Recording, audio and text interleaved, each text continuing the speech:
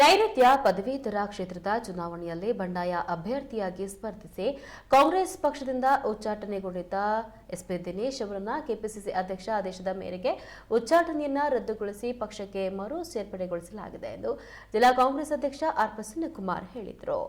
ಅವರಿಂದು ಸುದ್ದಿಗೋಷ್ಠಿಯಲ್ಲಿ ಮಾತನಾಡಿ ಎಸ್ಪಿ ದಿನೇಶ್ ಅವರು ಈ ಹಿಂದೆ ನೈಋತ್ಯ ಪದವೀಧರ ಕ್ಷೇತ್ರದಿಂದ ಬಂಡಾಯವಾಗಿ ಸ್ಪರ್ಧಿಸಿದ್ರು. ಇದರಿಂದ ಅವರನ್ನ ಸಹಜವಾಗಿಯೇ ಪಕ್ಷದಿಂದ 6 ವರ್ಷಗಳ ಕಾಲ ಉಚ್ಚಾಟಿಸಲಾಗಿತ್ತು. ಅವರು ಪಕ್ಷಕ್ಕಾಗಿ ದುಡಿದಿದ್ದು ನಿಜ, ಆದರೆ ದುಡುಕು ನಿರ್ಧಾರ ತೆಗೆದುಕೊಂಡಿದ್ರು. ನಾವು ಕೂಡ ಅವರಿಗೆ ಸ್ಪರ್ಧೆ ಬೇಡ ಅಂತ ಹೇಳಿದ್ವಿ. ಆದರೆ ಅವರು 1 ವರ್ಷದಿಂದ ತಯಾರಿ ಮಾಡ್ಕೊಂಡು ಬಿಟ್ಟಿದ್ರು, ಹಾಗಾಗಿ ಸ್ಪರ್ಧೆ ಮಾಡಿದ್ರು ಎಂದರು. ಇನ್ನು ಈಗ ಬದಲಾದ ನಿರ್ಧಾರದಿಂದ ಪಕ್ಷದ ಅಧ್ಯಕ್ಷ ಬಿಕೆ ಹರಿಪ್ರಸಾದ್ ಮತ್ತು ಮುಖ್ಯಮಂತ್ರಿ ಡಿಕೆ ಶಿವಕುಮಾರ್ ಹಾಗೂ ಕೆಪಿಸಿಸಿ ಕಾರ್ಯಾಧ್ಯಕ್ಷ ಮಂಜುನಾಥ್ ಭಂಡಾರಿ ಅವರ ನಿರ್ದೇಶನದ ಮೇರೆಗೆ ಅವರನ್ನ ಪುನಃ ಇಂದು ಪಕ್ಷದ ಕಚೇರಿಯಲ್ಲಿ ಸ್ವಾಗತಿಸಿ ಪಕ್ಷಕ್ಕೆ ಸೇರ್ಪಡೆಗೊಳಿಸಲಾಗಿದೆ ಎಂದರು. ಇನ್ನು ಯಾವುದೇ ಷರತ್ತುಗಳಿಲ್ಲದೆ ಸೇರ್ಪಡೆಗೊಳಿಸಲಾಗಿದೆ ಎಂದರು. ವಿಧಾನ ಪರಿಷತ್ತಿನ ಚುನಾವಣೆ ಅಂದರೆ ಪದವೀಧರ ಚುನಾವಣೆ ಸಂದರ್ಭದಲ್ಲಿ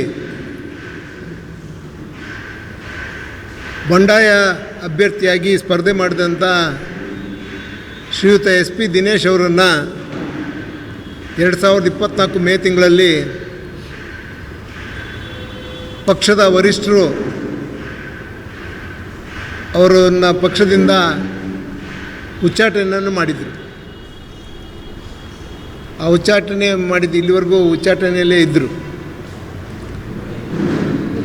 ನಮ್ಮ ಪಕ್ಷದ ನೂತನ ಅಧ್ಯಕ್ಷರಾಗಿ ನೇಮಕಾದಂಥ ಶ್ರೀಯುತ ಬಿ ಕೆ ಹರಿಪ್ರಸಾದ್ ಅವರು ಶ್ರೀಯುತ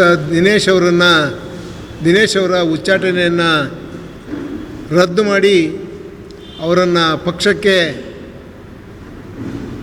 ಮತ್ತೊಮ್ಮೆ ಪಕ್ಷದಲ್ಲಿ ಕಾರ್ಯಪ್ರವೃತ್ತಿ ಆಗಬೇಕು ಅಂತೇಳಿ ಒಂದು ಆದೇಶವನ್ನು ಮಾಡಿಕೊಟ್ಟಿದ್ದಾರೆ.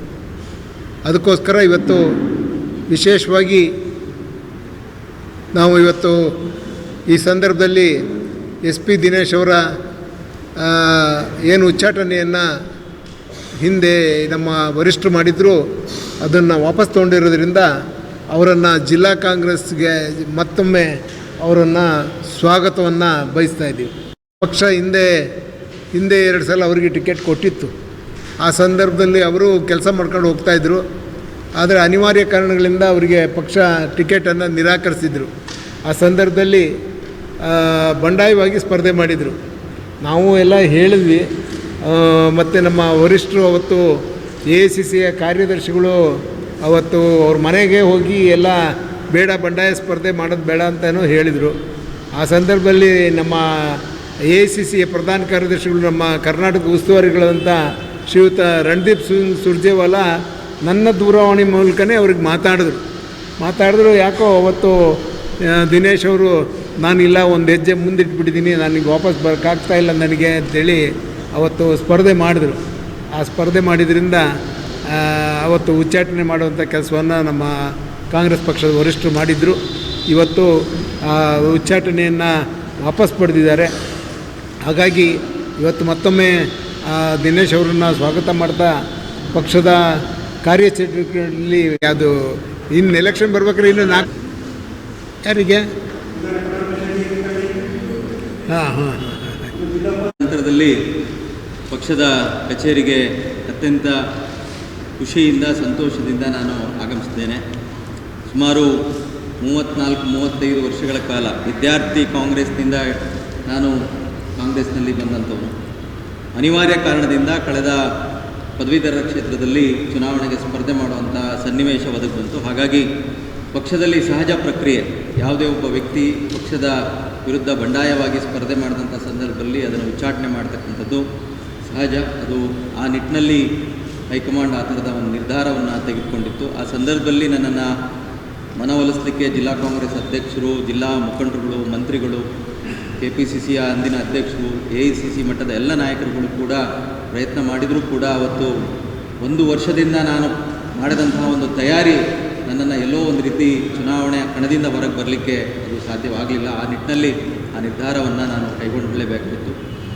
ಈಗ ಕಳೆದ ಕೆಲವು ದಿನಗಳ ಹಿಂದೆ ಕರ್ನಾಟಕ ಪ್ರದೇಶ ಕಾಂಗ್ರೆಸ್ ಸಮಿತಿಯ ಅಧ್ಯಕ್ಷರು ಮತ್ತು ಕಾರ್ಯಾಧ್ಯಕ್ಷರು ಬೆಂಗಳೂರಿಗೆ ನನ್ನನ್ನು ಬರಮಾಡಿಕೊಂಡು ಉಚ್ಚಾಟನೆ ಆದೇಶವನ್ನು ಹಿಂಪಡೆದಿದ್ದೇವೆ.